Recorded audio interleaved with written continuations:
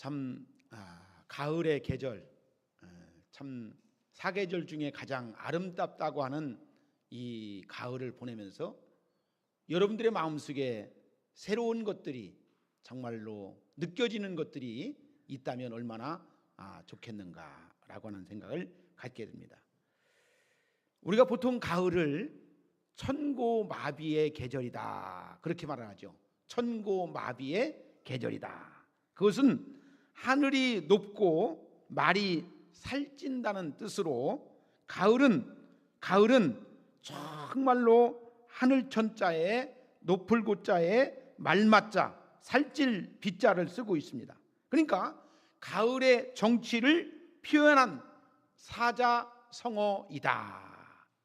여러분, 밖에 나가 보면 이 가을에 얼마나 이제 푸르렀던 그 산천이 아름다운 낙엽을 지게 되고 아름다운 그 낙엽을 통해서 풍겨 나오는 의미가 얼마나 크고 놀라운지, 나는 여러분들이 그 꽃을 보면서도 무엇인가를 느낄 수 있고 생각나는 것들이 있었으면 좋겠다. 여러분, 시성이 떠올리고 감성이 떠올라서 여러분들 젊었을 때 가졌던 그 마음들이 지금 나이가 들고 나서도 아직도 죽지 않았다, 내가 마음속에 아직도 청춘이다, 아직도 나는 존재한다 라고 하는 생각을 가졌으면 얼마나 좋을까.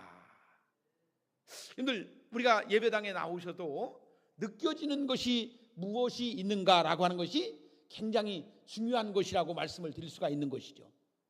자, 예배당에 나와서 예배를 드리면서도 여러분들 마음속에 무엇인가를 느껴지고 무엇인가를 깨달아질 때에 하나님의 영이 내 안에 와서 나로 하여금 새롭게 바뀌어지는, 변화되는 놀라운 것을 얻게 된다. 여러분, 예수님께서는 이런 말씀을 하셨어요.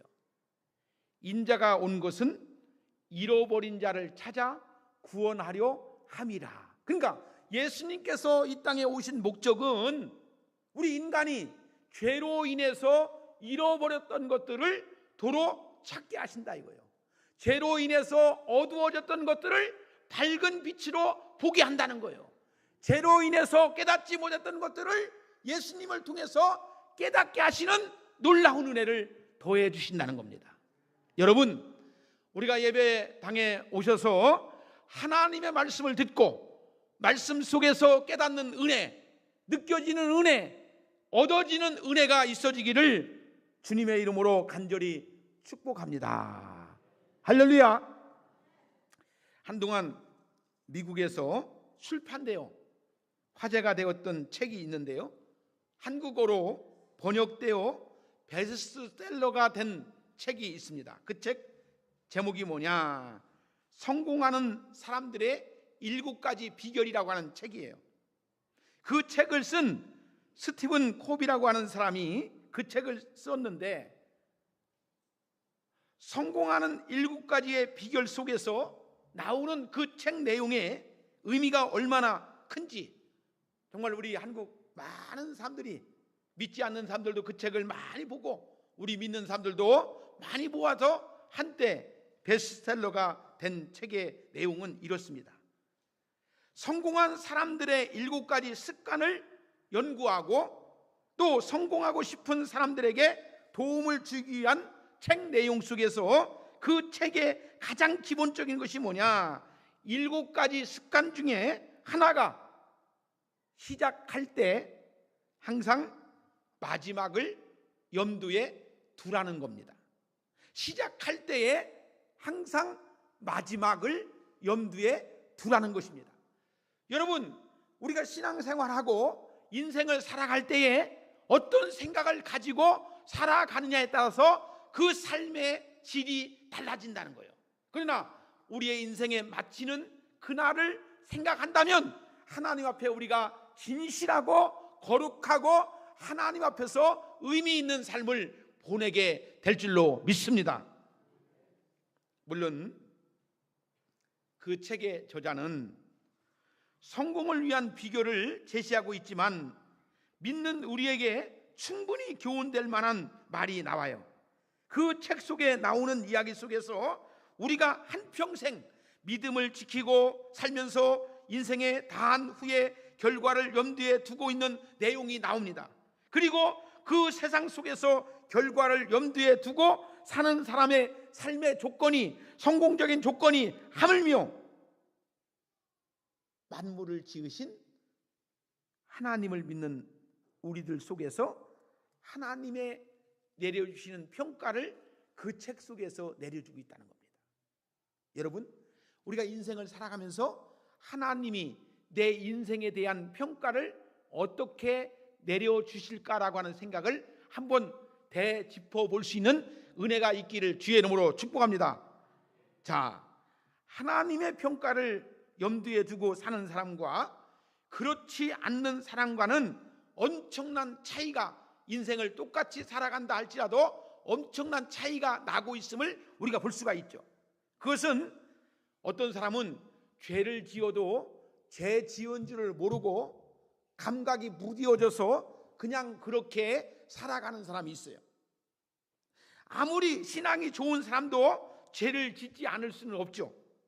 그렇지만 신앙인은 항상 마지막을 염두에 두기 때문에 하나님 앞에서 우리가 어떤 모습을 가지고 나가느냐, 그래서 하나님 용서해 주세요, 하나님 잘못했습니다, 그 회개 기도가 그렇게 해서 나오는 거죠. 하나님 앞에서 말씀으로 살아야 되는데, 은혜로 살아가야 되는데, 사랑으로 살아야 되는데, 그렇지 못한 나 자신의 삶을 보면서 하나님 앞에 나와서 우리가 물로 씻든지 무엇으로 씻든지 내 마음의 심령을 주님의 보혈의 피로써 깨끗하게 씻은 바 되어서 거룩한 모습으로 살아가는 나의 모습을 회복시켜 달라고. 할렐루야. 여러분, 비록 우리 육신은 보이는 것들에 매여 있어서 때때로 죄에 빠져들기가 쉽죠. 그렇지만 우리는 그럴 때마다 하나님은 우리를 뭐 하신다는 겁니까? 용서하신다. 무슨 죄를 지으든지 주님 앞에 나와서 용서를 구하면 하나님은 용서하신다. 할렐루야. 자, 그래서 이로 인해서 마지막은 우리가 그리스도를 따라 뭡니까? 죄 없는 형체를 입고 하나님 앞에 서게 된다는 주님의 은혜가 우리 속에 담겨 있는 줄로 믿으시기를 바랍니다.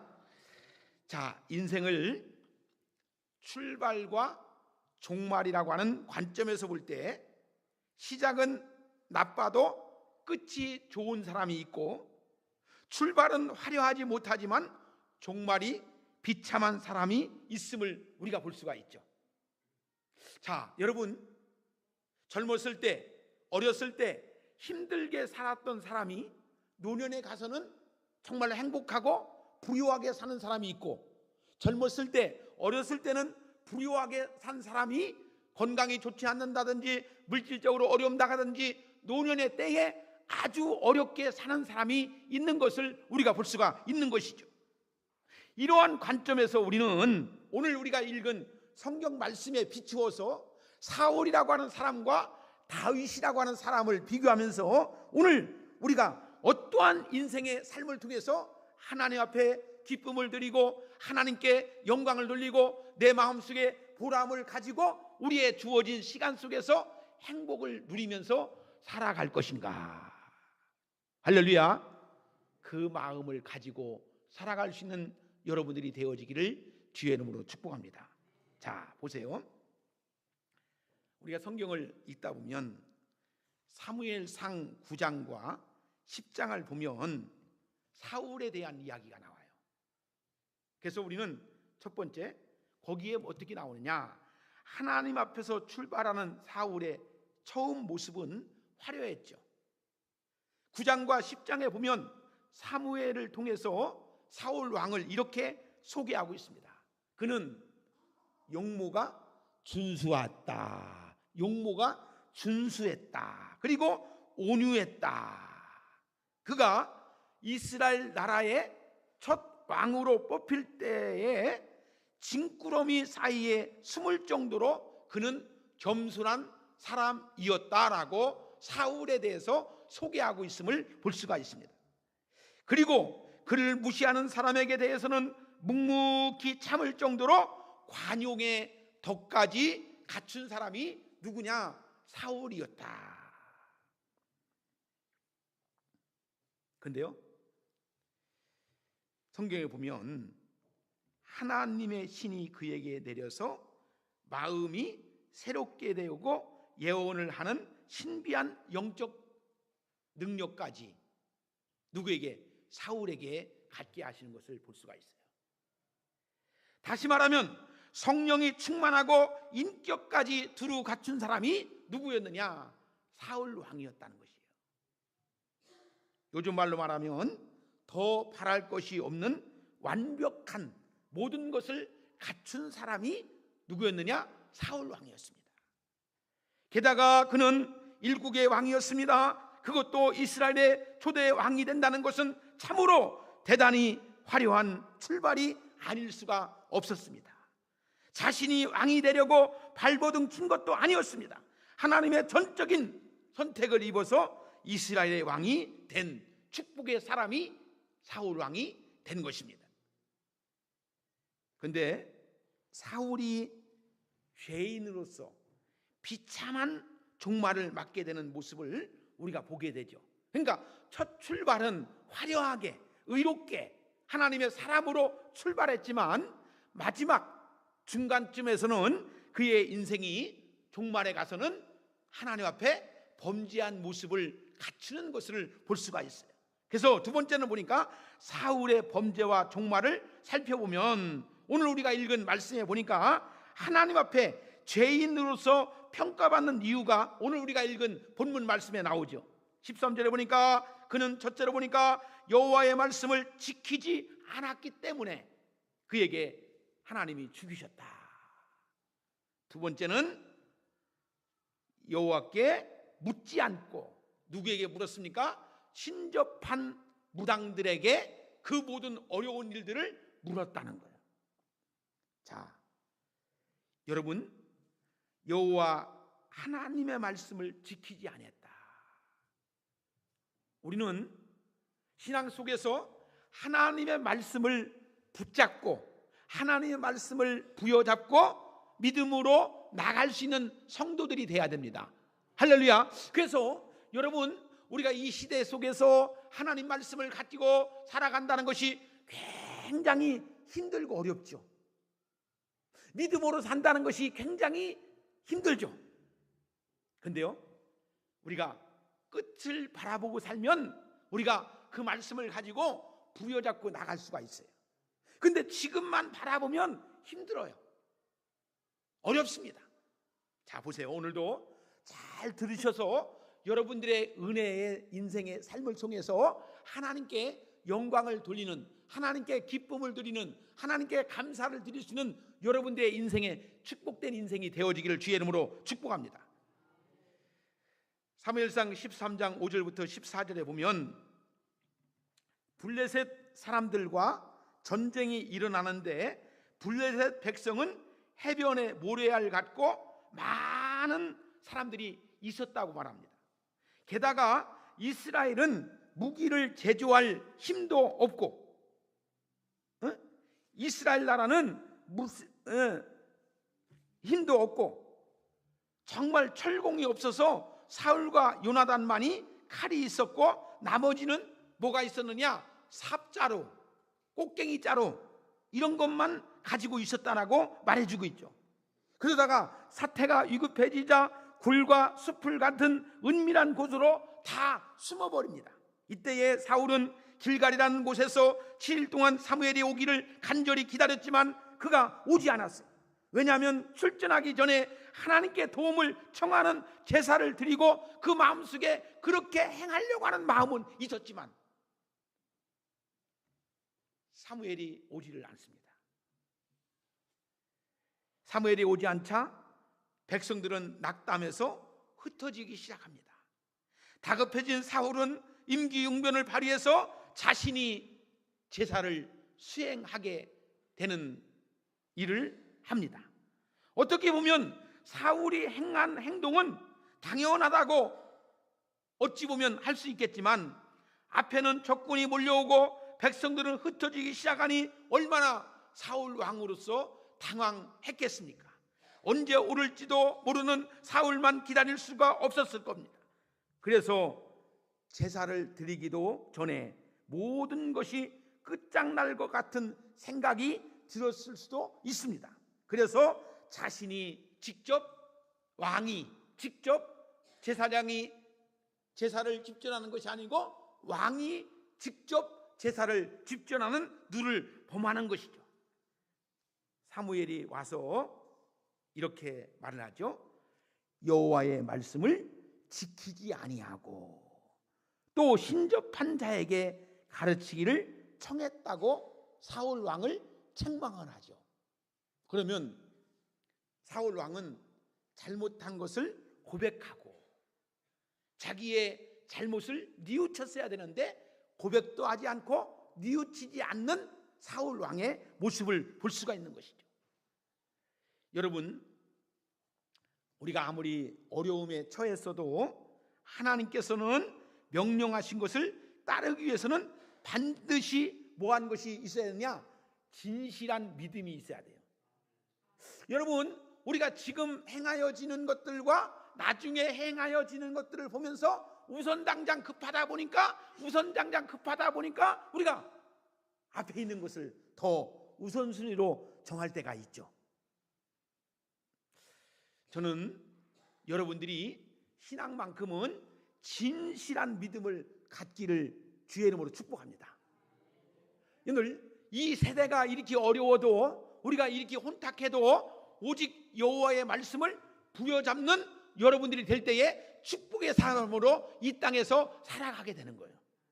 여러분, 우리가 믿음으로 살려다 보면, 말씀으로 살려다 보면, 하나님의 뜻으로 살려다 보면 손해보는 것 같고 내가 미치는 것 같고 내게 뭐 유익하지 않는 것 같은 그런 느낌이 들리기 때문에 우리도 때로는 사울처럼 내가 행해야 할 것을 행하지 아니하고 행하지 않아야 할, 지금 우선 당장 내 눈앞에 놓여있는 것만 가지고 나갈 수 있어요. 아니에요.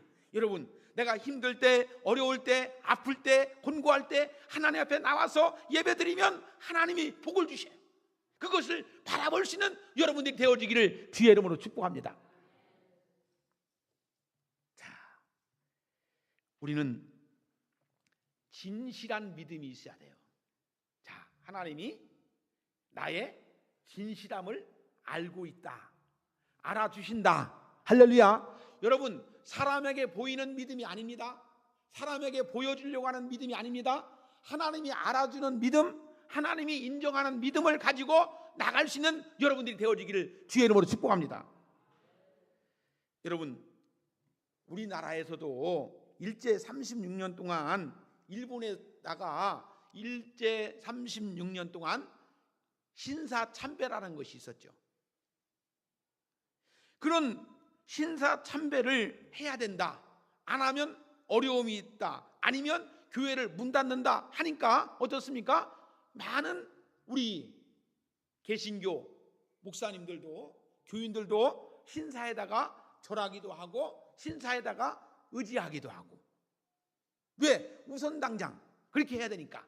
우리가요, 코로나 3년 동안 겪어오면서도 우리도 어때요? 코로나 3년 동안 겪으면서 예배드리면 안 된다, 감염병이 있으면 안 된다 해가지고 어떤 사람들은 끝까지 예배를 드리는 사람도 있었고, 아니면 그냥 집에서 온라인으로 예배 드리는 사람이 있었어요. 여러분들, 우리가 진실하게 하나님 앞에 예배를 드리는 것이 얼마나 귀하고 복된 것인가. 그런데 사람은요, 편한 것이 좋아해요.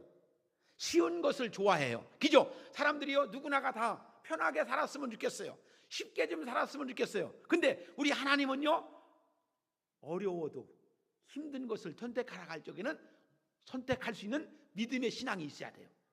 그것을 통해서 우리가 마음속에 기쁨과 즐거움을 가지고 나와서 예배를 드릴 수 있는 여러분들이 되어야 됩니다.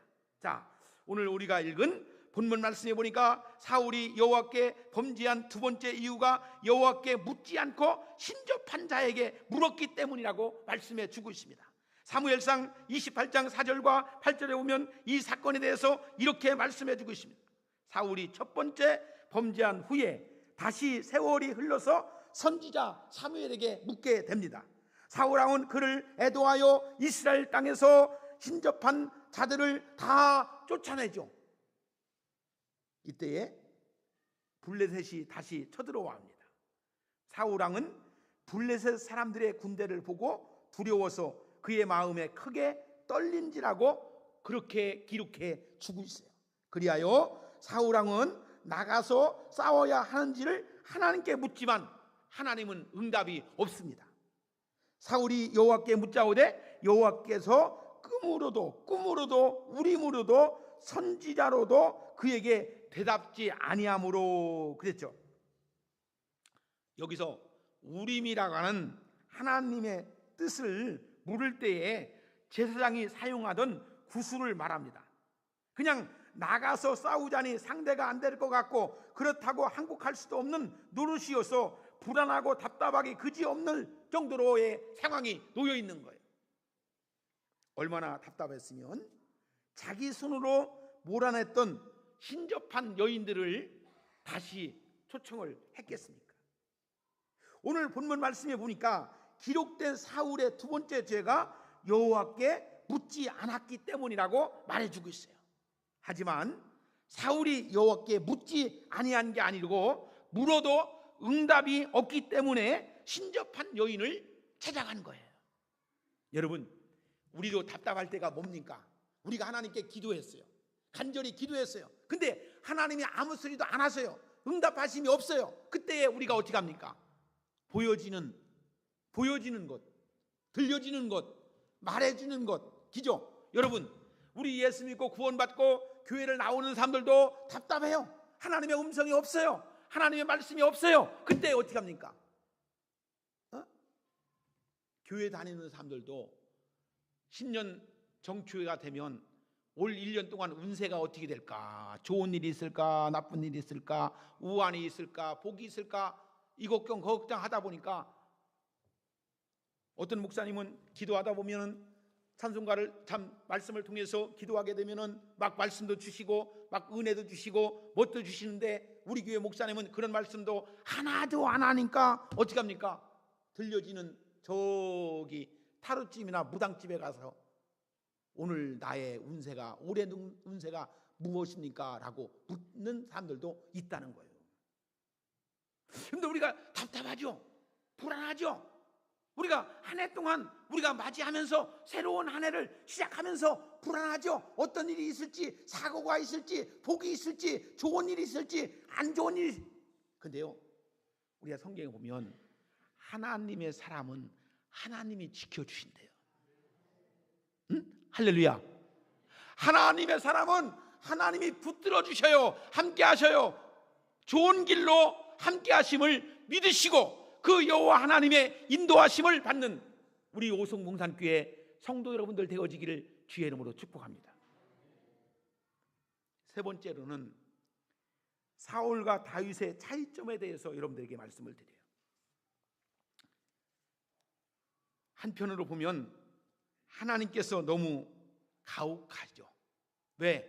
사울이 지은 죄는 어찌 보면 인간적으로 보면 별것 아니고 아무것도 아니고 작은 것 같이 보여도 하나님 편에 보면은 크게 보여요. 다윗이 죄를 지은 것을 보면은 어찌 보면 아닌 것 같고 큰 것 같고 우리가 보면은 큰 죄인 것 같지만 하나님 편에서 보면은 작은 것으로 보여요. 자, 여러분, 성경을 자세히 바라보시고 성경에서 말씀하시는 내용이 무슨 의미의 뜻이 있는지를 갈구하시는 여러분들이 되어야 될 줄로 믿습니다. 여러분, 성경을 나의 그냥 이성적인 눈으로 보지 말고 신앙의 눈, 믿음의 눈으로 보면은 작은 것이 크게 보이고 큰 것도 작게 보인다는 거예요. 저는 여러분들이 그런 영적인 성경을 바라볼 수 있는 영적인 눈이 날마다 새롭게 보여지는 눈이 뜨여지는 여러분들이 돼야 돼요. 그죠? 여러분들, 우리가요 성경을 똑같이 봐도요, 아침에 읽을 때하고 저녁에 읽을 때, 아니면 믿음이 있을 때하고 믿음의 눈이 없을 때하고 성경에서 느껴지는 내게 다가오는 것들이 달라지는 것을 우리가 볼 수가 있죠. 자, 여러분, 성경을 자세히 들여다보면 무너져 돌이킬 수 없는 멸망으로 향하게 되는 결정적인 원인이 뭐 때문인가? 여러분, 아까도 말씀드렸죠? 사람은 다 죄를 짓는다, 안 짓는다? 짓는다. 큰 죄를 짓던 작은 죄를 짓던 중한 죄를 짓던 모한 죄를 짓던 사람은 다 죄를 지어요. 먼지 구덩이에 어떤 사람들은 큰 구덩이에 빠져 있는 사람이 있고 작은 구덩이에 빠져 있는 사람이 있고, 어떤 사람은 면역력이 강한 사람이 있고 면역력이 약한 사람이 있어가지고 죄에 대한 것도 병에 대한 것도 잘 능히 행하는 사람도 있어요. 근데요, 오늘 여기 사울과 다윗의 차이는 뭐냐? 죄를 고백할 수 있는 사람, 죄를 해결을 용서를 구할 수 있는 사람. 어떤 사람은 죄를 고백하는 사람이 있어요. 교회 와서 하나님 앞에 나와서 하나님의 전에 나와서 하나님께 알게도 지은 죄 모르고도 지은 죄 우리가 정말로 하나님 앞에 죄를 고백하는 사람이 있어요. 근데 어떤 사람은 그건 다 처치하고 하나님 나에게 복을 내려 주시옵소서. 그러니까 현실에 맞는 그런 기도를 하는 사람이 있더라는 거예요. 사랑하는 여러분, 우리가요 먼저 거룩해지려면, 정결해지려면 내 심령 속에 더러운 죄를 회개할 수 있는 여러분들이 되어지기를 주의 이름으로 축복합니다. 정결한 마음이 있어지는 여러분들이 되어지기를 주의 이름으로 축복합니다. 이것이 사울과 다윗의 다른 점입니다. 죄의 강도에서 볼 때에 다윗은 사울과 비교할 수 없을 만큼 큰 죄를 지은 사람이죠. 충성스러운 부하의 아내를 취하기 위해서 그 남편을 전선의 최전방으로 보내어서 죽게 한다는 것은 정욕 때문에, 자기의 권력 때문에 권력을 이용해서 약한 사람을 괴롭히는, 어찌 보면 참 치사한 행동을 다윗이 범한 것을 볼 수가 있죠. 그렇지만 일단 죄를 깨달을 때에 그 단 한마디의 변명도 하지 않고 즉각 나단 선지자로 인해서 그 말씀이 울림이 오고 찔림이 왔을 때에 그 즉시에 회개하는 거예요. 여러분, 이 강단에서 들려지는 하나님의 말씀을 듣다가 여러분들의 마음속에 찔림이 오고들랑 울림이 오고들랑 집이 갈 생각하지 말고 이 강단에서 회개 기도하고 하나님께 드려지는 아름다운 그 모습이 있었으면 좋겠어요. 그죠? 여러분, 우리가 인생을 살면서 내 속에 얻어지는 것이 뭔지, 이루어지는 것이 뭔지 그걸 느끼고 살아가는 거예요. 얻는 것이 뭔지, 잃는 것이 뭔지. 여러분, 우리가 잘못 오해하면, 잘못 이해하지 못하면 얻는 것이 잃는 것이고 잃는 것이 얻어지는 거예요.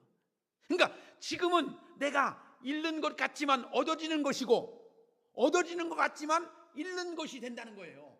지금 현재로 봐서는 얻어지는 것이 잃는 것이에요. 나중에는 큰 것이 이루어질 것인가, 작은 것이 얻어질 것인가, 작은 것을 잃을 것인가, 아니면 나중에 가서 하나님의 엄청난 은혜를 얻을 것인가 라고 바라볼 수 있는 믿음의 영안이 열려지는 여러분들 되어지기를 주의 이름으로 축복합니다.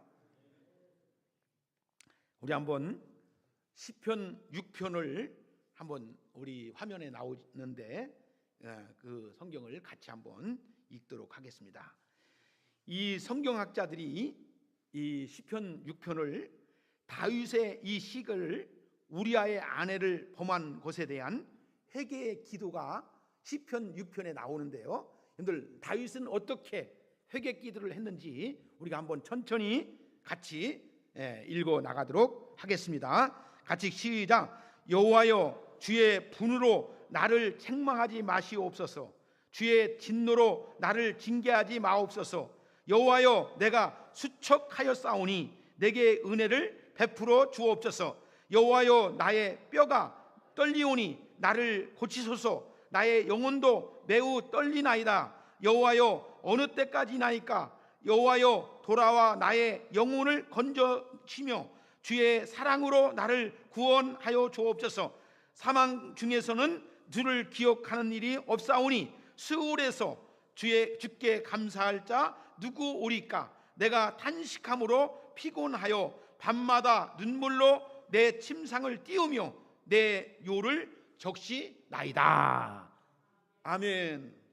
여러분, 다윗이 얼마나 깊게 회개하고 뉘우쳤으면 뼈가 다 떨리겠나이까? 여러분, 얼마나 간절하게, 여러분들 얼마나 간절하게 주야 하면은 내 몸속에 있는 모든 것이 떨릴 정도로 하나님께 간절한 회개가 나오지 않습니까? 여러분, 우리 주님이 내 안에 오셔서 나로 하여금 이 기도, 회개 기도를 들으시기를 원하시는 하나님을 바라볼 때에 주님 앞에 간절함을 가지고 기도하는 거예요. 그냥 슬슬 그냥 이렇게 기도하는 게 아니고 간절함을 가지고 주야 하면서 간절히 찾는 자들에게 하나님이 응답해 주시는 거예요. 할렐루야. 여러분, 저는 주의 음성을 듣는 여러분들이 되었으면 좋겠어요.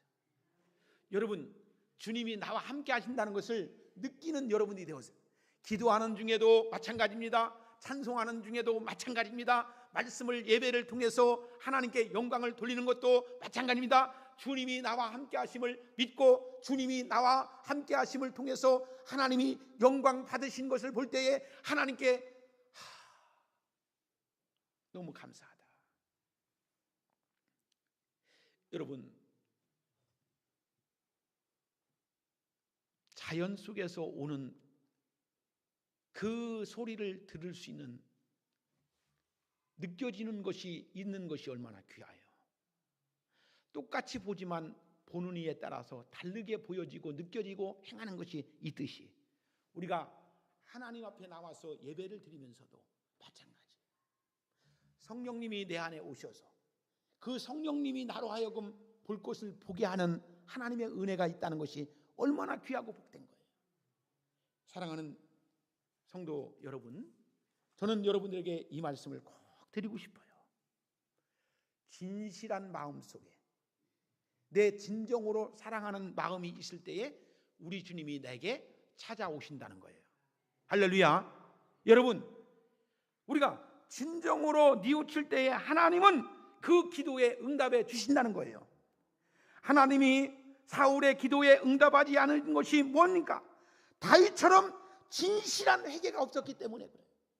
우리가 예배당에 나와서 예배를 드리지만 신령과 진정으로 예배하고자 하는 마음이 있을 때에 주님이 내 안에 찾아오신다는 거예요. 내 안에 오셔서 말씀해 주신다는 거예요. 여러분들, 어느 땐가 전에는 예배를 드려도 느끼지도 못했어요. 찬송을 불러도 내가 입술로 불렀어요. 근데 어느 날 간절한 마음, 진실한 마음, 진정으로 하나님을 찾으니까 내 마음속에 주님이 오셔서 나에게 느껴지게 하시는 것을 깨닫게 하시는 거예요. 성령님을 통해서 깨닫는 놀라운 역사가 있어지게 되는 거예요. 하나님이 사울의 기도에 응답하지 않은 것은 진실함이 없었기 때문이고, 다윗의 그 엄청난 죄를 지었어도 그에게 용서하신 것은 진실함이 있었기 때문입니다. 우리 신앙의 선조인 아담과 하와를 보면은 선악과를 먹은 후에 그들이 하나님께 하는 말을 그럴 수밖에 없었다고 하는 정당화 모습을 보게 되죠. 그를 인정하고 돌이키는 말은 한마디도 하지 않고 아담은 하와 때문이라고 했고 하와는 뱀 때문이라고 했습니다. 우리가 살아가면서 늘 뭡니까? 누구 때문에, 뭐 때문에, 신앙생활 왜 못해요? 뭐 때문에, 교회 왜 나와지 못했어요? 뭐 때문에, 우리는 왜 하나님께 영광 돌리지 못해요? 뭐 때문에? 핑계 없는 사람. 그래서 우리가 뭐라 합니까? 공동무지에 가면은 핑계 없는 무덤이 하나도 없대요.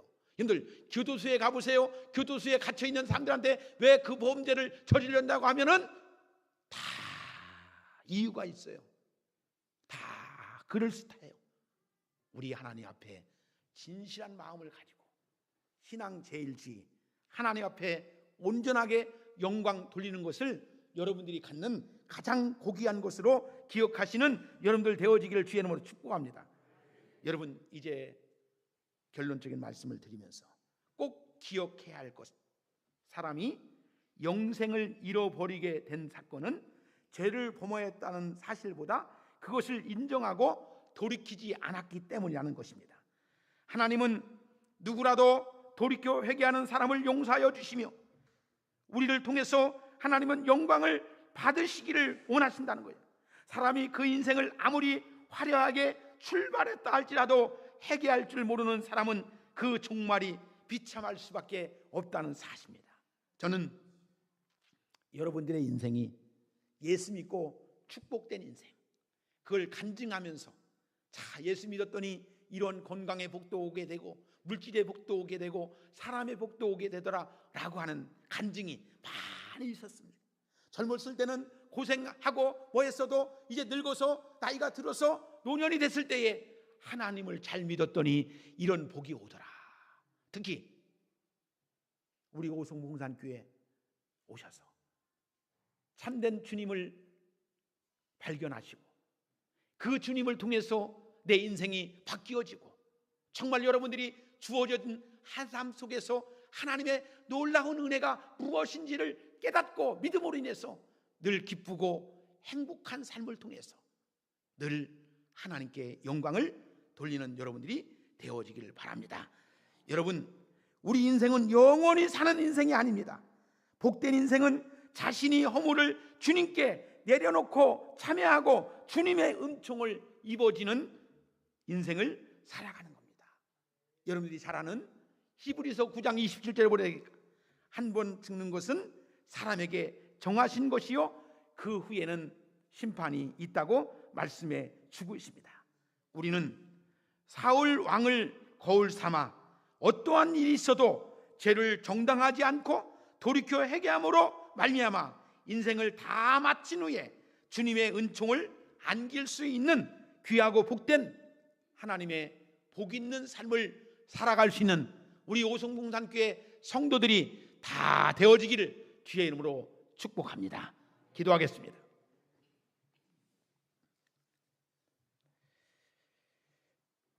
하나님,